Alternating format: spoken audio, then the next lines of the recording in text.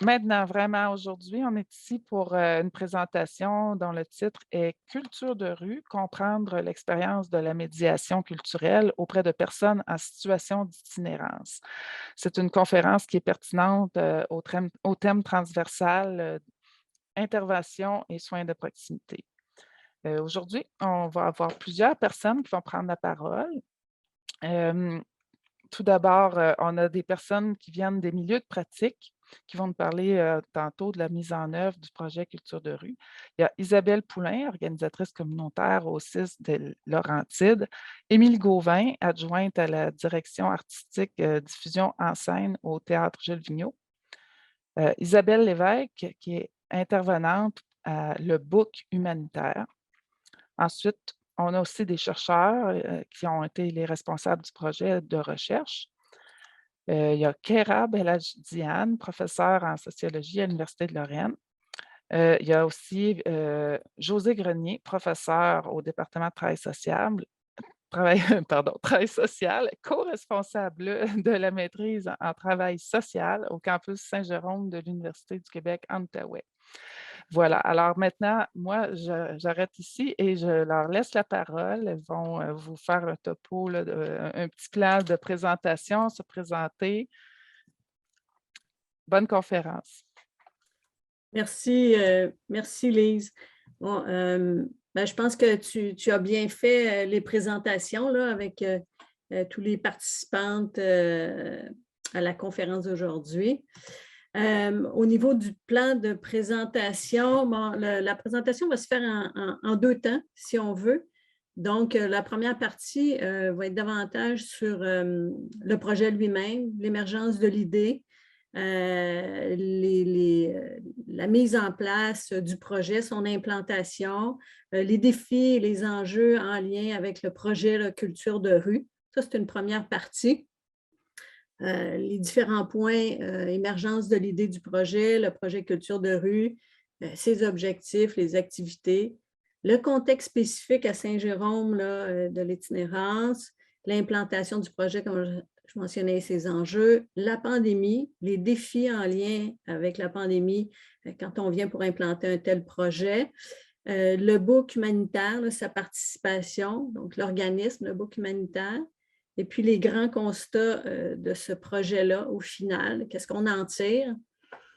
Et après ça, les résultats de la recherche. Donc, en fait, on était un groupe de chercheurs qui a davantage été, je dirais, en périphérie du projet. Donc, à documenter le processus du projet, les activités, la finalité, les grands objectifs, puis avec je dirais, certaines recommandations là, en lien avec les entretiens qui ont eu lieu avec les premiers acteurs du projet. Donc, l'organisatrice communautaire, les intervenants, les personnes qui ont mis en œuvre le projet et une personne qui était en situation d'itinérance. Donc, voilà pour le plan de présentation. Je laisserai la parole à Isabelle Poulain.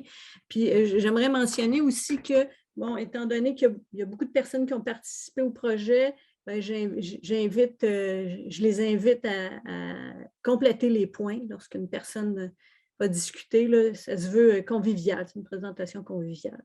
Donc, je vous laisse la parole, Isabelle et Émilie. Parfait, je peux commencer. Je suis Isabelle Poulain, je suis organisatrice communautaire au CIS de Laurentides. Je suis impliquée au niveau de la table de concertation, entre autres en itinérance. Là. Mon rôle a été beaucoup plus de la liaison entre les différents partenaires du projet.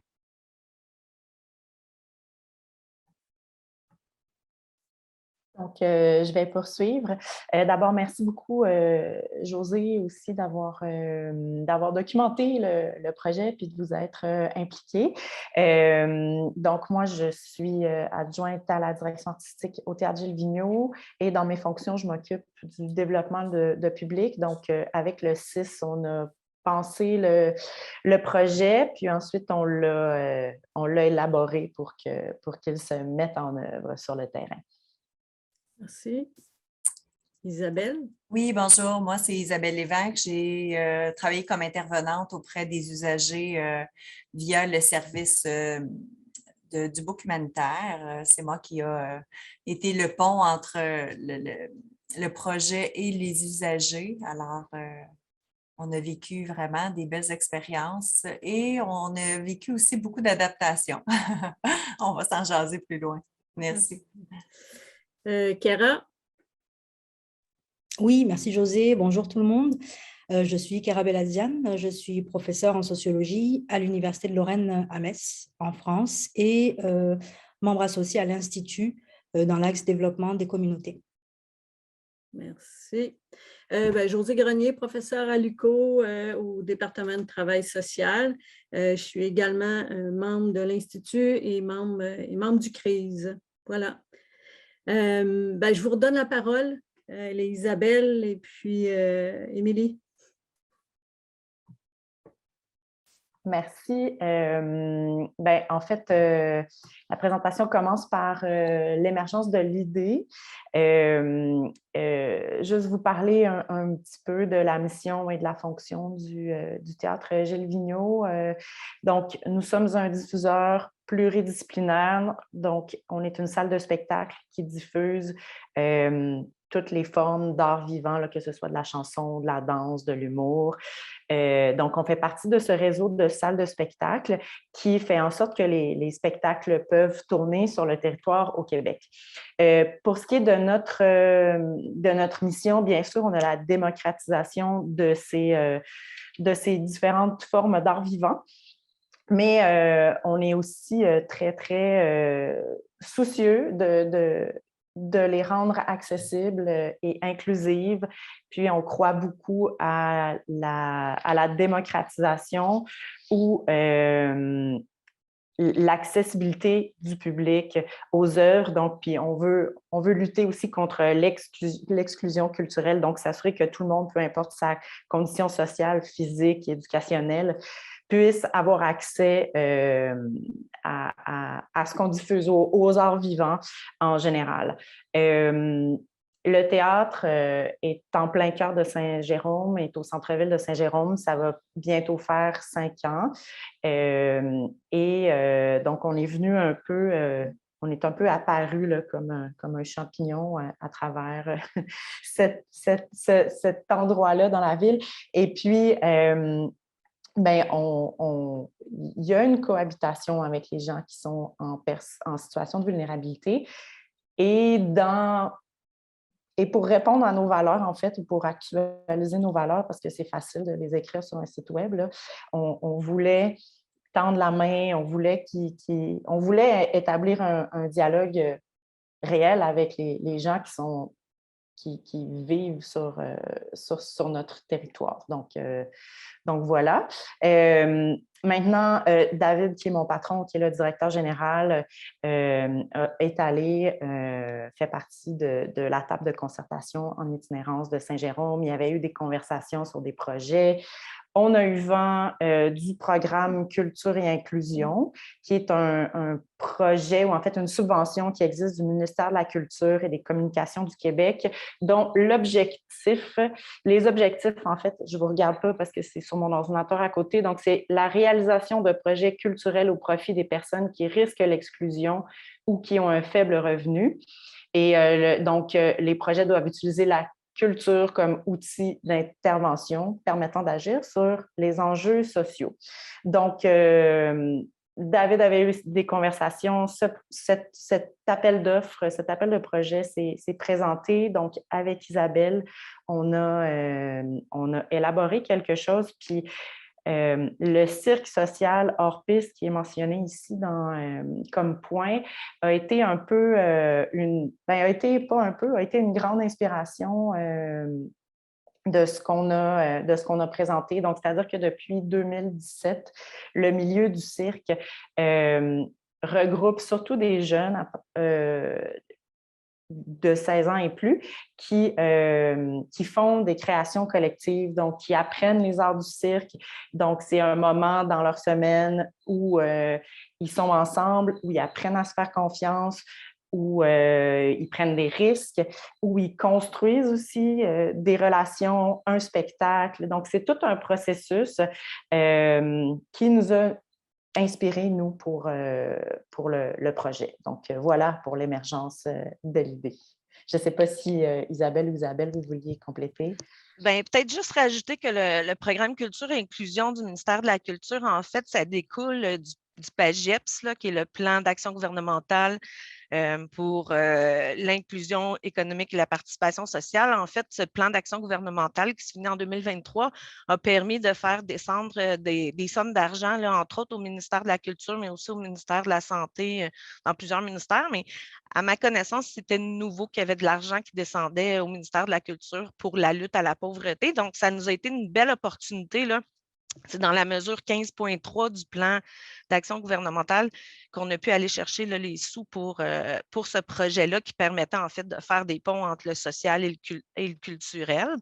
Puis le Cirque Orpis, en fait, ça vient d'une étude là, qui a été faite par des chercheurs de l'Université de Montréal. J'ai participé à l'école d'été là, en itinérance de l'Université de Montréal. Puis, ils nous ont présenté là, les résultats de ce projet-là du Cirque social. Donc, on s'est inspiré des résultats de ce projet-là là, pour rédiger la demande de subvention au ministère de la Culture.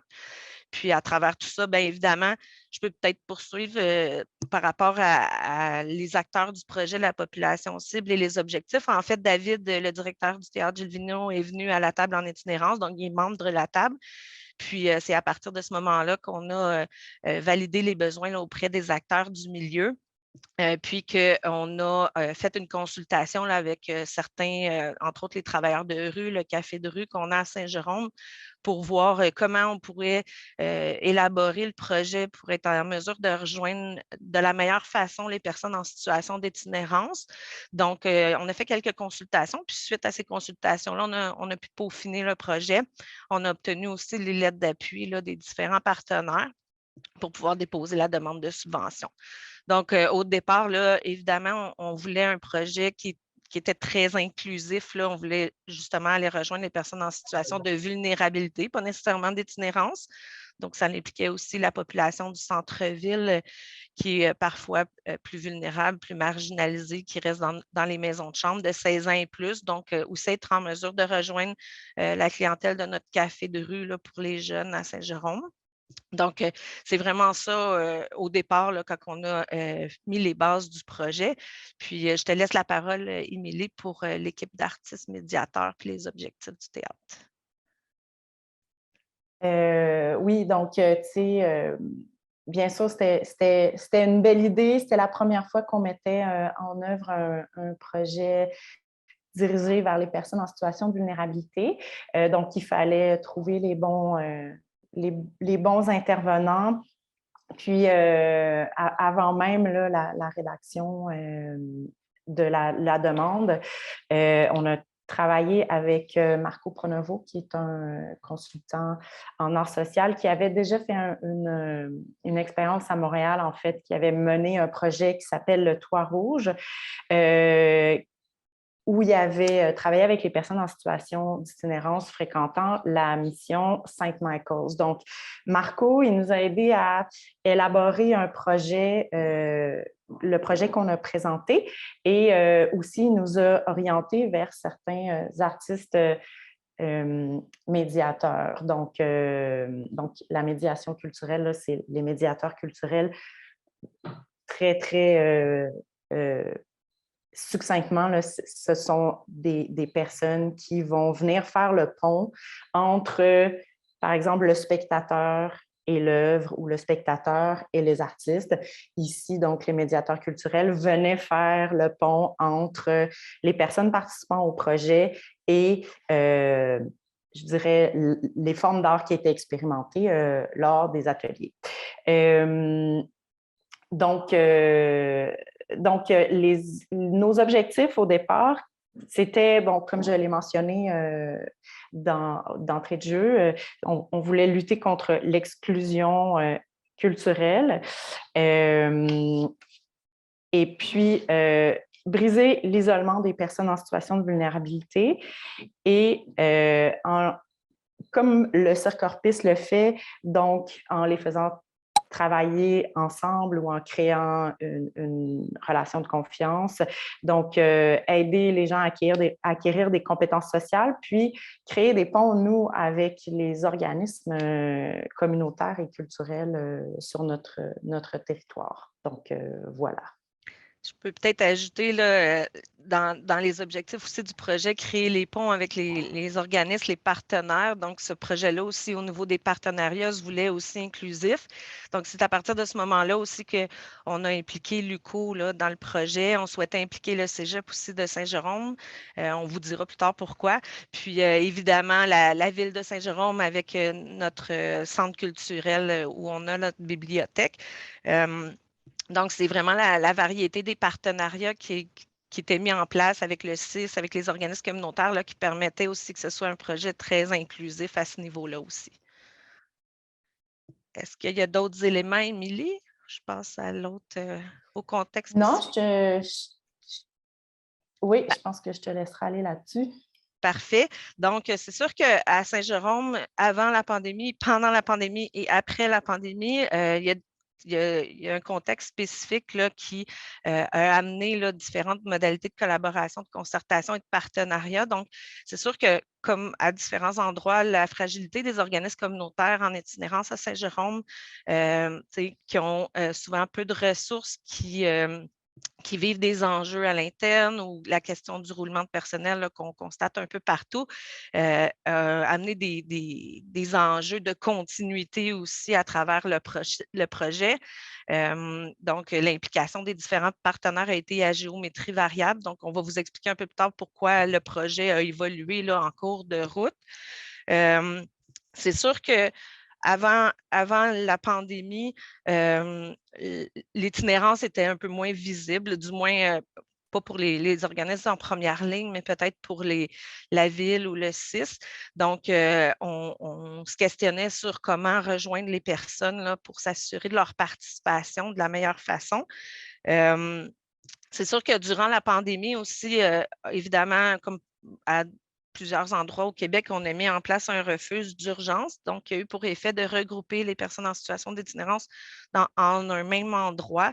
Donc, ça a amené des enjeux, évidemment, de cohabitation. On va en parler un peu plus tard. Puis maintenant, après la pandémie, bien évidemment, il y a un effritement des services, en fait, puis je pense que ça se constate partout ailleurs, en lien avec le retrait du financement COVID et le retrait, évidemment, des services qui ont été mis en place durant la pandémie. Donc, ça a pour effet, puis parallèlement à ça, une augmentation du nombre de personnes en situation d'itinérance et aussi une aggravation des problématiques qu'elles vivent. Donc, c'est sûr qu'en ayant une perte de ressources puis une augmentation, bien, ça rend les organismes puis les services plus, comment je peux dire ça, moins disponibles. Donc, ça amène aussi des enjeux de collaboration là, entre les organismes qui essayent, puis le CIS, puis les services de police qui essayent aussi de bien desservir cette population-là. Donc, le contexte a évolué là, grandement à travers ce projet-là. Donc, il a fallu là, rétablir les liens de collaboration tout au long du projet pour être en mesure de le déployer. L'autre élément aussi, c'est d'où la place d'Isabelle, c'est qu'évidemment, durant la pandémie, il y a eu une accentuation des besoins. Donc, il a fallu faire une halte au seuil de tolérance là, dans une roulotte attenant l'église, faute de place, entre autres. Donc, c'est sûr que les personnes qui fréquentaient la halte, c'était les personnes les plus marginalisées, qui étaient en plus grande vulnérabilité. Donc, c'est là qu'on a travaillé là, le projet avec le book humanitaire.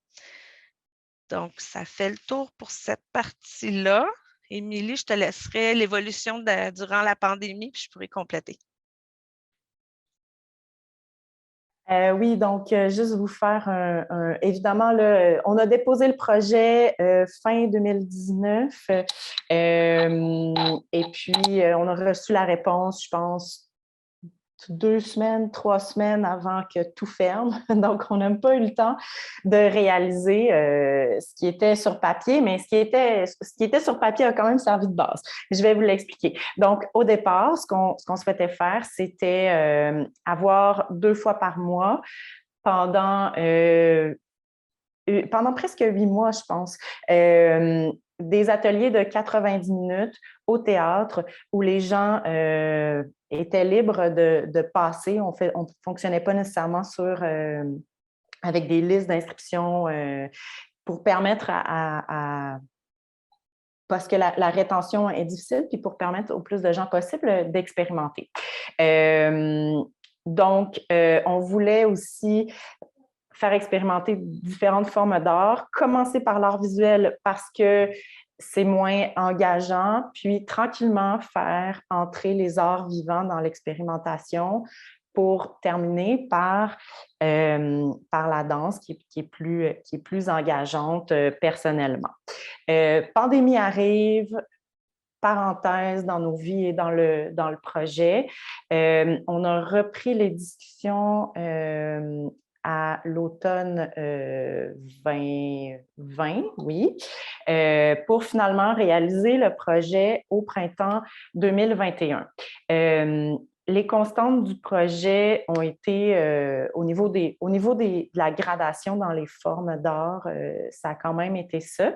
Mais là, on a choisi, parce qu'au théâtre, on était fermé, que c'était compliqué de déplacer des gens dans le contexte de la pandémie, on a choisi d'aller sur les lieux où les gens vivaient, donc à l'église Saint-Paul, où le Book humanitaire aussi avait installé sa roulotte. On a travaillé essentiellement à l'extérieur. On a été chanceux, il a fait beau. Et puis, on a eu 9 semaines d'ateliers à trois ateliers par forme d'art, donc sur 9 semaines. Il y avait une artiste médiatrice qui s'appelle Tania Gomez, qui donnait les 3 premiers ateliers, mais qui allait suivre aussi tout le projet donc elle a été présente les 9 semaines pour qu'elle soit la figure connue, en fait, du projet, puis pour que les gens puissent se dire « Ah oui, Tania est là, ben c'est aujourd'hui l'atelier », puis qu'elle devienne une personne de confiance dans le processus.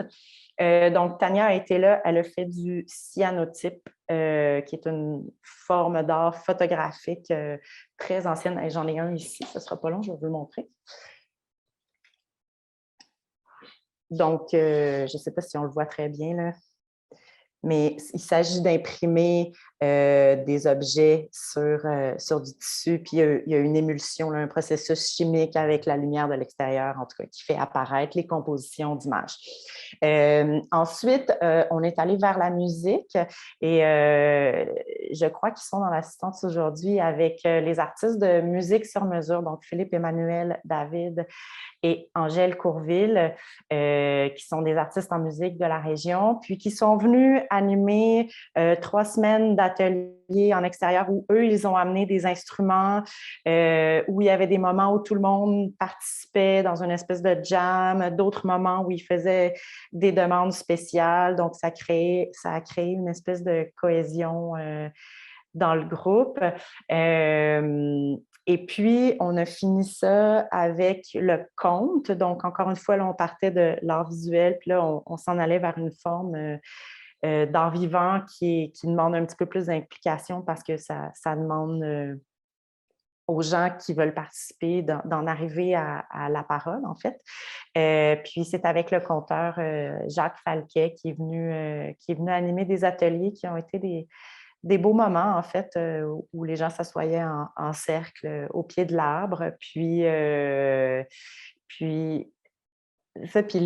Jacques amenait tranquillement les gens à embarquer dans les histoires et à raconter, veut pas aussi, éventuellement, leurs histoires. Donc voilà. Parfait. Je pourrais poursuivre l'implantation du projet et ses enjeux. Comme Émilie disait, on les a tenus à l'extérieur à cause, entre autres, des enjeux de la pandémie, donc de la distanciation sociale, évidemment. Puis le choix des ateliers était aussi fait en conséquence. Là, on pouvait difficilement faire des ateliers de danse dans un contexte de pandémie. Donc, on les a tenus à l'extérieur. Comme Émilie dit, heureusement, il faisait beau. L'autre élément, c'est l'enjeu de la participation des organismes, c'est ça a été un défi parce que les organismes vivaient avec plusieurs enjeux, là. On avait hébergement Fleur de Macadam qui était dans l'église, la nuit pour l'hébergement et le jour, c'était le centre de jour avec le book humanitaire. Donc, on avait 3 organismes qui cohabitaient sur le site. Donc, les organismes avaient leurs propres enjeux. Donc, c'était plus complexe pour eux là, de s'impliquer directement dans le projet, dans le déploiement du projet. Donc, on a ciblé, en fait, les personnes qui fréquentaient la roulotte du book humanitaire parce qu'on trouvait, bien, en fait, les autres n'étaient pas exclus, là, mais on souhaitait offrir ces ateliers-là aux gens les plus marginalisés, les plus vulnérables, qui vivaient la plus grande précarité parce que il était dans une roulotte, en fait. Donc, c'est un peu ça, vers ça qu'on s'est dirigé. Puis, évidemment, comme partout ailleurs, quand on a des organismes à haut seuil de tolérance, évidemment, il y a tous les enjeux de cohabitation du quartier. L'Église Sainte-Paul, sur le site de l'Église Sainte-Paul, avait aussi les services de réadaptation en dépendance. Donc, il fallait réussir à faire cohabiter le voisinage, les services du CIS aussi à proximité. Puis c'est sûr que d'avoir des ateliers artistiques, ça pouvait alimenter certaines perceptions. Puis des fois, peut-être des préjugés puis de la stigmatisation à l'égard des personnes là, en situation d'itinérance qui étaient concentrées en fait dans ce quartier-là. Donc, c'est ça. L'implantation du projet, c'est somme toute bien faite. Je vais en parler plus tard. Donc, on pourrait peut-être parler à Isabelle des retombées de ce projet-là. Oui, bien, en fait, moi, l'expertise, c'est d'avoir été auprès d'eux, d'avoir vécu ces moments-là.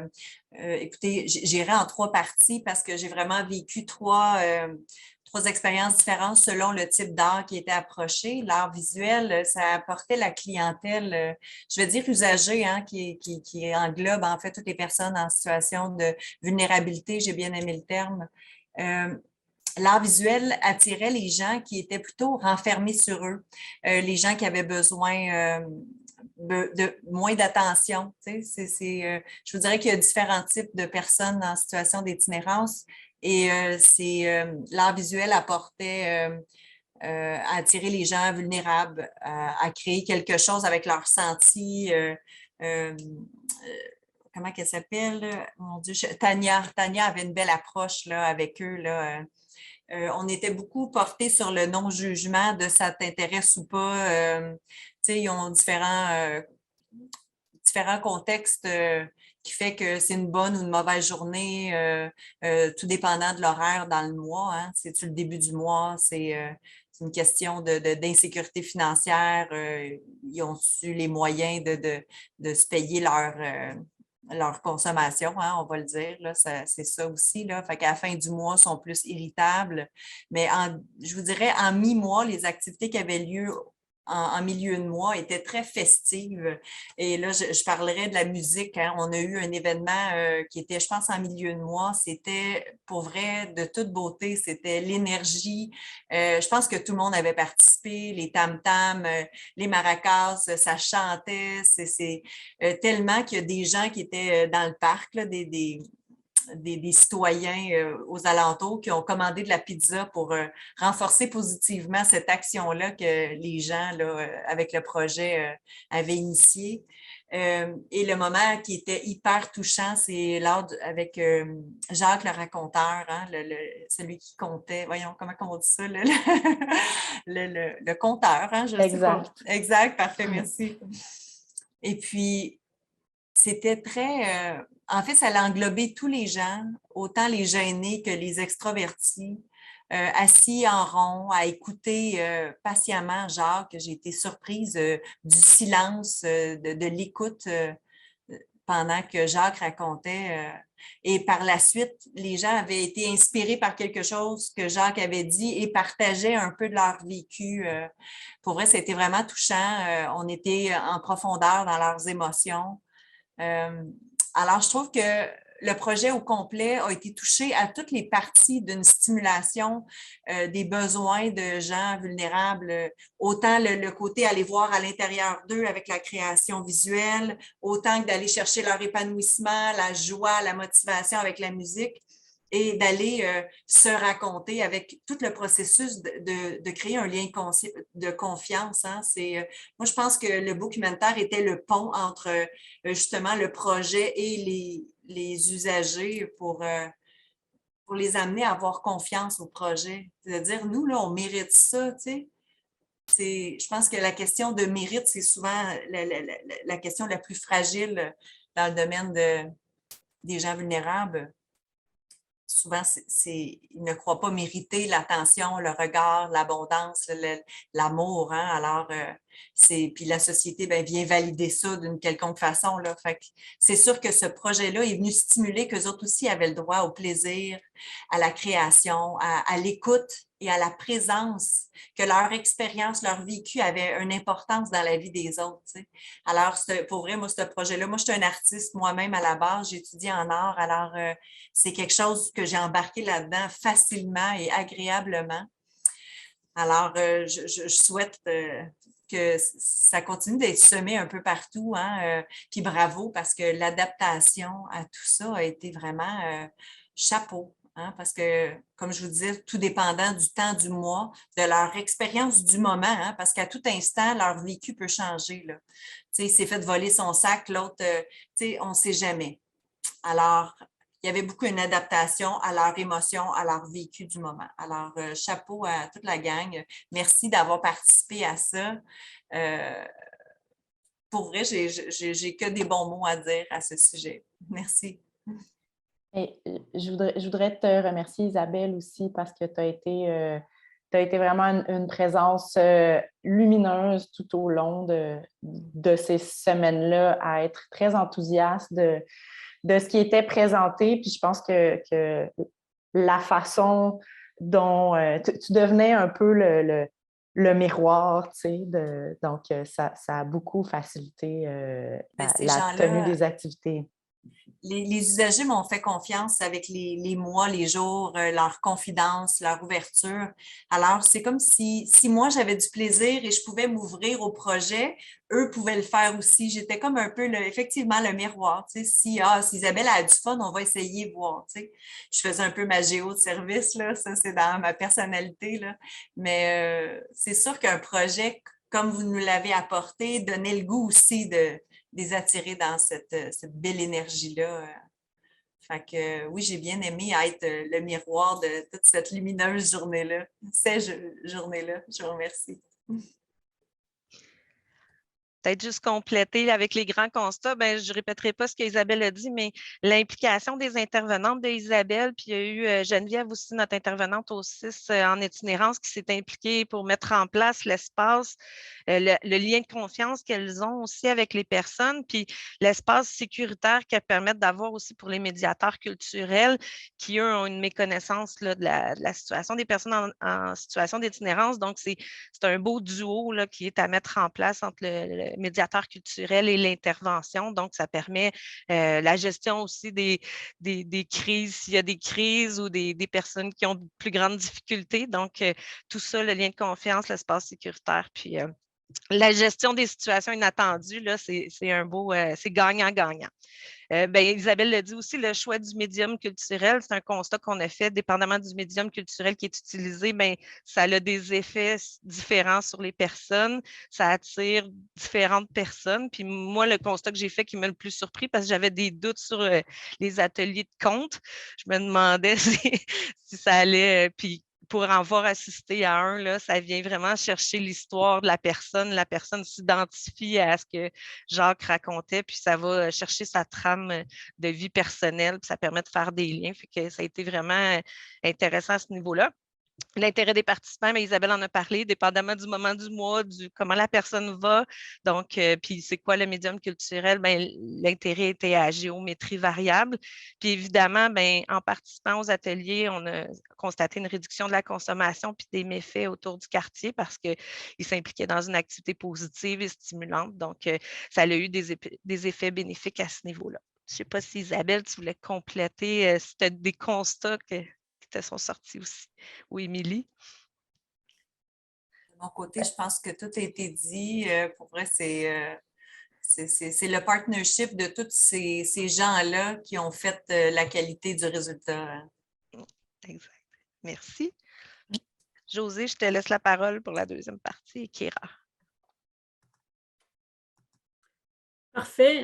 Bon, on pourrait presque arrêter ici, hein? Finalement, c'est complet en soi. On va aller du côté de la recherche. Je vais laisser la parole à Kira là, pour les prochaines diapositives. D'accord, merci José.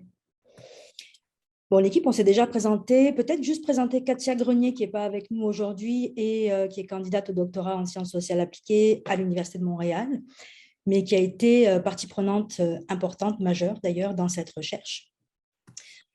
Donc, au niveau de l'accompagnement en fait, du projet vis-à-vis de la recherche, la question de recherche était la suivante. Comment est vécue l'expérience culture de rue par les participants et les participantes? Au niveau, peut-être on peut avancer, des objectifs de la recherche. Alors, l'objectif général était de décrire, de comprendre l'expérience vécue par les personnes en situation d'itinérance dans le cadre de leur participation aux ateliers d'initiation aux arts de culture de rue, avec des objectifs spécifiques. D'abord, de décrire les pratiques de médiation culturelle, ensuite d'identifier les processus sociaux à l'œuvre dans ces ateliers, comprendre comment et dans quelle mesure ces processus engendrent des effets pour les participants et les participantes, et documenter les défis ainsi que les enjeux dans la mise en œuvre du projet, par exemple, tout ce qui peut toucher aux mécanismes de collaboration, au recrutement, à la gestion de projet, ou encore le nerf de la guerre, le financement. Au niveau de la méthode, alors on a employé une méthodologie qualitative. On a réalisé des observations directes 2 fois donc sur site et essentiellement, exclusivement d'ailleurs les ateliers d'art visuel. On a réalisé un groupe de discussion avec les responsables du projet, un autre avec les médiateurs et médiatrices, un entretien individuel avec la coordonnatrice de projet, un entretien individuel avec 2 intervenantes sociales, une participante aux ateliers, une dame âgée de 55 ans en situation d'itinérance depuis 26 années et qui a participé aux ateliers du compte. Alors pareil, hein, le contexte Covid a eu des effets aussi sur la recherche puisque ça a été très compliqué avec la distanciation physique de rejoindre d'autres participants. Peut-être qu'avant d'entrer dans les résultats, parler un peu de médiation culturelle, c'est quoi la médiation culturelle? Comment est-ce que la médiation culturelle est aussi définie dans ce projet? Donc, la médiation culturelle, ça a été déjà dit, mais c'est une stratégie d'action à la jonction du social et du culturel. En fait, la médiation culturelle mise sur le pouvoir des processus sociaux à l'œuvre dans les arts et la culture, dans leur propension à apporter du changement dans la vie des personnes. En fait, la médiation culturelle vise à créer des ponts entre l'art, la culture et les citoyens, notamment les citoyens les plus démunis, dans une perspective de participation sociale. Concrètement, en fait, avec la médiation culturelle, il s'agit de mettre en œuvre un processus d'accompagnement des citoyens vers des activités ou des projets culturels et artistiques en tant que collaborateurs, co-créateurs ou même simplement en tant que spectateurs. Alors, on va dire au niveau philosophique, la médiation culturelle, elle vise à faire face à la déstructuration des liens sociaux et de renouer avec les principes de la démocratie culturelle. Ce qui est important dans la médiation culturelle, c'est que sa finalité vise moins l'œuvre artistique ou culturelle, en fait, ça passe comme au second plan. Elle vise davantage la relation entre des personnes, mais aussi la relation entre des personnes et des institutions qui n'ont pas forcément l'habitude de se côtoyer. Donc, par exemple, ça peut être des personnes éloignées des services sociaux. Le cœur de cette philosophie d'action, c'est de créer des opportunités d'échange et de rencontres donc autour de l'art et de la culture. Il y a vraiment des enjeux de mise en relation. Donc la rencontre, l'échange et la reconnaissance sont au cœur de cette philosophie d'action. Alors, juste un petit rappel au niveau de la culture est un droit. La culture est un droit qui est même fondamental. Le droit de participer à la vie culturelle, c'est un élément central et vital de l'expérience humaine. Un rappel aussi, la culture a dernièrement été nommée 4e pilier du développement durable. Au niveau de la littérature portant sur les impacts des arts pour les personnes, on observe pas mal d'articles qui mettent en lumière les impacts positifs des arts pour les personnes et notamment le fait que les arts agissent positivement sur le mieux-être, augmentent l'estime de soi et en collectif, les arts peuvent favoriser l'émergence d'un réseau de soutien social et produire un sentiment d'appartenance. Alors, la philosophie d'action de culture de rue pour atteindre les objectifs, donc on a déjà parlé des objectifs, cette philosophie, elle est basée sur le principe que, dans un premier temps, l'itinérance, c'est l'aboutissement d'exclusion est le résultat d'une dégradation du tissu social. Or, la culture permet de créer des ponts, justement, et de renforcer des liens. Donc, dans cette philosophie d'action, le médium artistique est pensé pour faire autrement et pour dépasser les stratégies classiques d'intervention. On a ici un extrait de verbatim d'une intervenante qui nous dit « La culture, peu importe sa forme, ça nous rejoint tous. C'est peut-être une voie pour renforcer le tissu social de la communauté et peut-être aussi un point d'ancrage. » Alors, comment l'expérience est vécue par les participants? Alors, évidemment, on ne va pas apporter des résultats très approfondis, on n'aura pas le temps, mais on pourra en rediscuter. Alors, dans un premier temps, l'expérience est vécue... José, hop, si tu peux passer la diapo.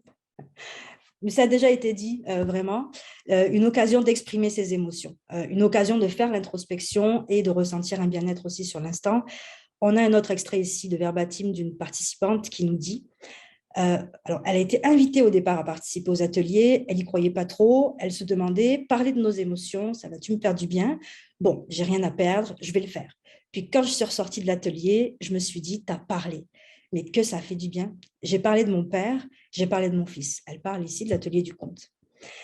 Un autre élément lié à l'expérience, se sentir écouté, ça a été dit aussi, je me suis sentie écoutée, ça m'a fait du bien, parce que dans les hébergements, des fois, les gens qui travaillent sont occupés, ils ne peuvent pas, ils n'ont pas le temps, ils ont d'autres mondes, puis on se sent isolé, puis là, on dirait qu'il n'y a pas personne qui nous écoute.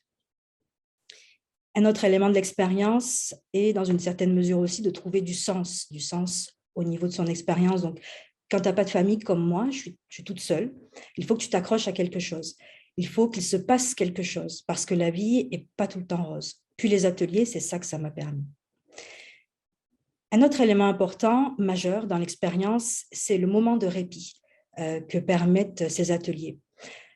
La participante nous dit « Je ne vois pas ça, donc les ateliers, comme une distraction, mais comme un moment de paix, comme si j'allais me recueillir dans une église. Je ne me casse pas la tête. À l'atelier, je fais ce qu'elle me demande, puis je ne me casse pas la tête. » Créer des liens. Alors, c'est vraiment, encore une fois, le nerf, le nœud de la médiation culturelle. Créer des liens pour soi-même et avec les autres. Il y a eu des moments de connexion. Le temps qu'il était là, il ne consommait pas. Pour lui, c'était quelque chose de riche, de partager ce moment avec d'autres personnes et avec lui-même. Au final, c'est des liens et c'est déjà énorme. Il est très important de parler des processus à l'œuvre, c'est-à-dire de la pédagogie qui permet de créer des effets de manière à ce qu'on ne se mette pas à penser qu'il suffit de donner de l'art pour que le miracle se produise. Non, en fait, il y a toute une pédagogie en arrière de ça, comme Isabelle l'a très bien mentionné aussi, et cette pédagogie, elle est basée essentiellement sur la non-contrainte. Au niveau de l'accompagnement des médiatrices et des médiateurs culturels vers l'activité artistique, cet accompagnement repose sur la non-contrainte relative à la présence et à la participation des personnes, sur la liberté de créer. Il n'y a pas de cours formel, tout est basé sur l'expérimentation et sur les découvertes. L'accompagnement est basé sur la non-performance, sur le non-jugement, sur la souplesse et la flexibilité, sur la construction d'un lien de confiance, donc le fait d'ériger une zone de confort, d'avoir cette liberté de s'exprimer et sans jugement. Et, chose importante aussi, l'accompagnement est basé sur la valorisation des forces, des aspirations, des points de vue et des connaissances des personnes. Peut-être un extrait de verbatim aussi d'une médiatrice, pour terminer avec ça. La médiatrice nous dit « Il s'agit d'une pédagogie qui invite à partir de la connaissance du participant, de reconnaître la richesse de ce qu'ils vivent, d'utiliser ça comme moteur pour les ateliers et en même temps questionner, quand c'est possible, d'ancrer le travail dans le dialogue. Sans vouloir être trop romantique, on a tous des richesses, mais on n'est pas au courant. Le médiateur peut avoir ce rôle de réveiller leurs richesses ainsi que leurs pensées critiques. » Merci, Kéra. C'était tout beau, merci. C'était touchant, les verbatims. Donc, des retombées, pour nous, là, on a pu constater des retombées à différents niveaux. Alors, au niveau des médiateurs et médiatrices, dans les premières choses, ça a amené des changements de perspective. En fait, les médiateurs ont mentionné mieux connaître les réalités des personnes en situation d'itinérance ou en situation de précarité. Là. Certains médiateurs n'avaient jamais travaillé avec ces populations. Et puis, initialement, là, pour familiariser les médiateurs, les médiatrices avec, je dirais, la réalité des personnes en situation d'itinérance ou à risque d'itinérance, il y a eu des rencontres qui ont été faites avec une intervenante. Donc, ça a permis aux médiateurs là, de mieux connaître les problématiques, de se familiariser avec les enjeux, la réalité quotidienne, les défis de l'existence aussi dans la rue. Et ce qui était intéressant, pour moi, en tout cas, c'était je dirais l'élément le plus, en tout cas l'élément majeur au niveau des entretiens. C'est au fur et à mesure des ateliers, ce qu'on a pu voir, ce que les médiateurs ont mentionné, c'est qu'il y a un changement au niveau du regard. En fait, on ne voit pas l'autre de la même façon. Du départ jusqu'à la fin des ateliers. Le regard vers l'autre change. On comprend davantage les réalités, la réalité. En fait, en tout cas, il y a une médiatrice qui a mentionné afin que les ateliers là, soient davantage accessibles aux gens, qu'elle a changé aussi le contenu des ateliers. Donc, pour nous, bon, ça apporte ça démontre une grande sensibilité également à l'autre. On a un verbatim ici là, qui mentionne la compréhension du projet a changé au fur et à mesure qu'on était sur le terrain. Donc, une meilleure compréhension aussi des réalités des gens là, qui a émergé des entretiens. De se côtoyer a permis de déconstruire des préjugés. Le projet a permis d'aller vers l'autre, vers d'autres auditoires pour les médiateurs, puis également de développer une plus grande aisance face à face à un public différent. Ici, un verbatim, quelqu'un qui nous dit, une répondante, là, ici, ça m'a persuadé que ça vaut la peine, qu'il y a quelque chose à faire, c'est des personnes. À partir du moment que tu es conscient, ça permet de comprendre les problématiques de l'autre. Je poursuis au niveau des retombées là, à différents niveaux. Ce qui a été, en tout cas, ce qui a été mentionné, c'est que les médiateurs qui sont en contact avec des publics, ce public ou tout autre public différent, peuvent approfondir aussi leur regard sur la société, sur des enjeux de société et partager ces réflexions pour un mieux vivre ensemble. En fait, ce qui est au centre aussi des enjeux avec la population en situation d'itinérance. L'expression artistique peut aussi amener les personnes intervenantes communautaires et les personnes en situation d'itinérance et les intervenants communautaires à se reconnaître sous un autre angle et approfondir leurs relations. Puis également, les personnes qui ont participé aux ateliers, ça leur permet également de se voir autrement. Également. En fait, ce type de projet ou ce projet peut bénéficier, c'est sûr, aux personnes qui sont en situation d'itinérance ou de précarité, mais également à l'ensemble de la population, à l'ensemble des Jéromiennes et Jéromiens, en brisant peu à peu les préjugés, les tabous.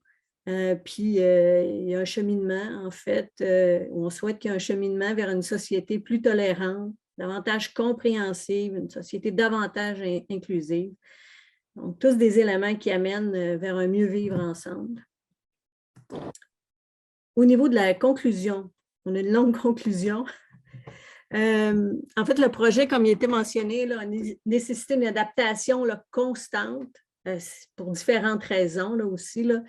Une adaptation qui était liée à l'imprévisibilité liée à la situation des gens, mais également au contexte de pandémie. Comme la responsable artistique nous a mentionné, là, le projet initial s'est transformé. Je dirais, du début, on avait une idée, puis on est arrivé avec une autre idée à la toute fin. Là.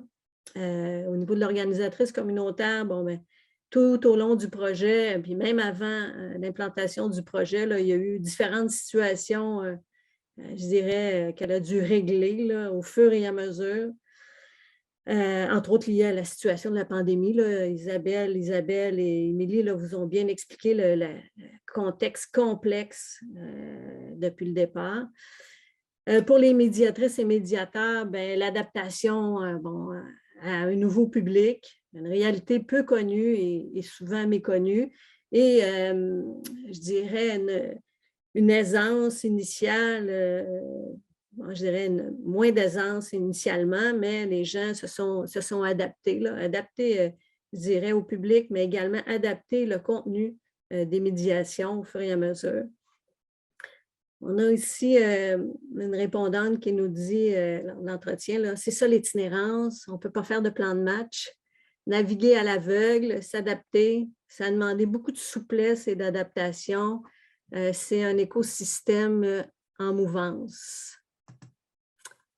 Donc, les perspectives possibles, les recommandations pour les ateliers, pour la suite, ce qu'on souhaite, intégrer davantage de disciplines artistiques pour intéresser différents publics. Si je me souviens bien, initialement, il y avait de la danse, mais bon, à cause de la situation, la danse a été mise de côté, mais on a ciblé sur 3 disciplines. Alterner les lieux de prestation pour favoriser, je dirais, aller davantage vers différents lieux pour encourager la création de liens sociaux, puis interpeller le plus large public. Comme Isabelle a mentionné là, initialement, c'est que ça a lieu dans un endroit précis, mais on peut penser que les ateliers pourraient être à différents endroits dans la ville.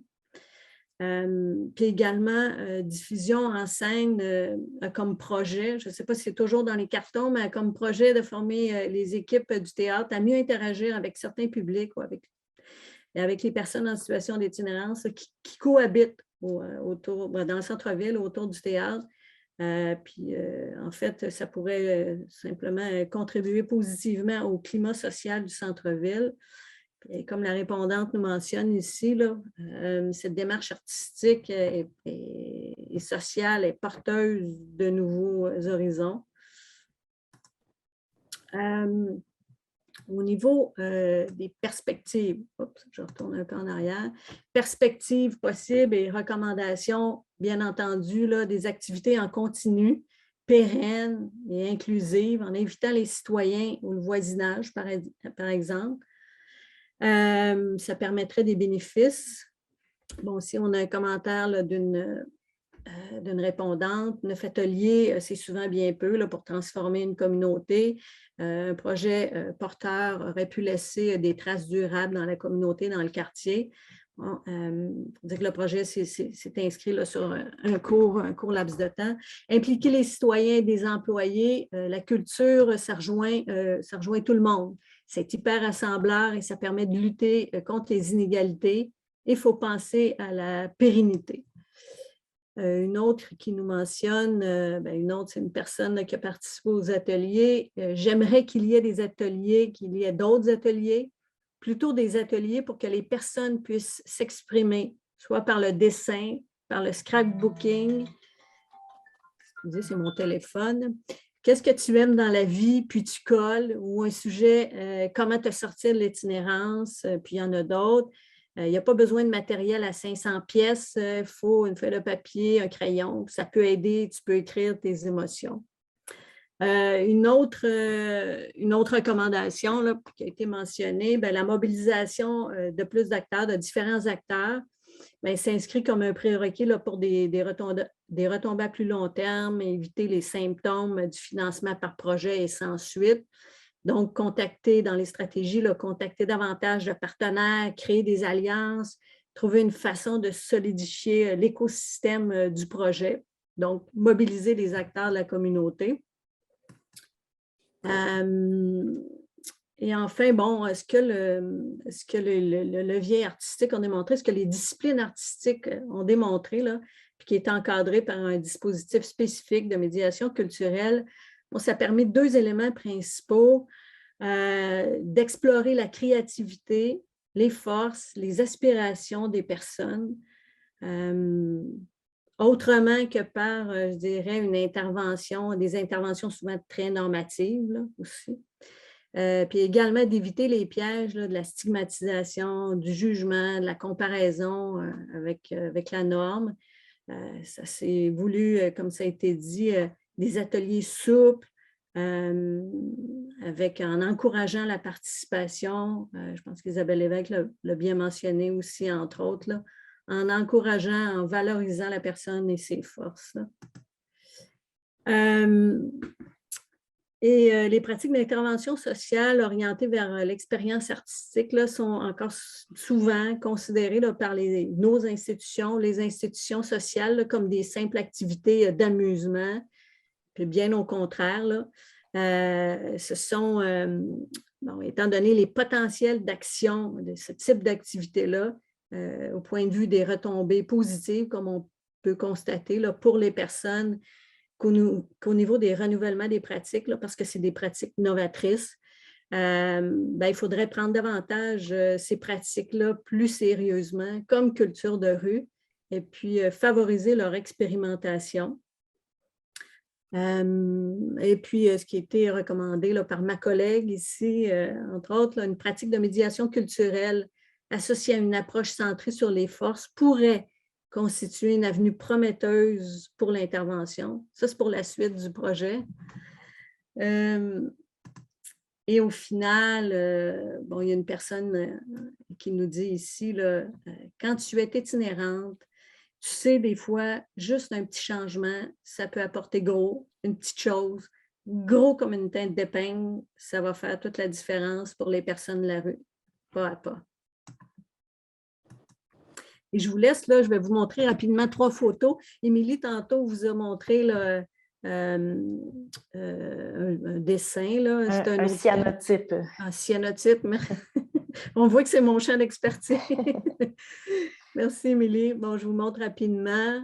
On a une vitrine ici avec une exposition, puis différentes œuvres que les personnes ont produites ici. Je me permets, Josée, oui, juste oui, faire une petite parenthèse. En fait, l'exposition a été montée l'automne 2021, oui, donc l'automne dernier, à partir du moment de la nuit des sans-abri jusqu'en janvier. Ça a été, là, vous voyez, c'est les vitrines du théâtre. Donc, il y avait des cyanotypes réalisés, puis il y avait aussi des photos que Tania avait prises tout au long des 9 ateliers là, qui démontrent un peu l'ambiance et la démarche dans les ateliers. Il y a ici une photo, là, je pense que c'est pour l'atelier musique, ici, là, en danse. Puis j'en ai une dernière ici, à la toute fin. Qui en est un ici, là. Cyanotype, c'est ça? Là, c'est une dame qui nous montre ce qu'elle a fait, là. Voilà.